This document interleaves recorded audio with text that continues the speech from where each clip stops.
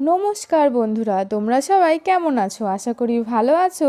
আজকে আমি তোমাদেরকে দেখাবো যে সকাল সকাল আমার গ্রামটা কি সুন্দর লাগে দেখতে। আমি রেডি হয়ে নিয়েছিলাম ডিউটি যাওয়ার জন্য। তারপর দেখি কি সুন্দর কুয়াশার মাঝখান দিয়ে সূর্যটা উঠছে, তো দেখতে খুবই সুন্দর লাগছিল। প্রকৃতির এই অপরূপ সৌন্দর্য দেখে আমি তো পুরো মুগ্ধ হয়ে গিয়েছিলাম।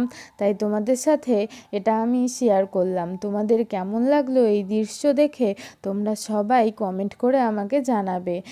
এই রকম হালকা শীতের দিনে ছোটোবেলায় আমরা বারান্দায় পড়তে বসতাম। তো পড়তে পড়তে যখন সূর্যের আলো আসতো এবং সেই হালকা রোদ, তো খুবই ভালো লাগতো আমাদের ওই হালকা রোদে পড়তে বসতে। কারা কারা এইভাবে পড়তে বসতে রোদে আমাকে কমেন্ট করে জানাবে।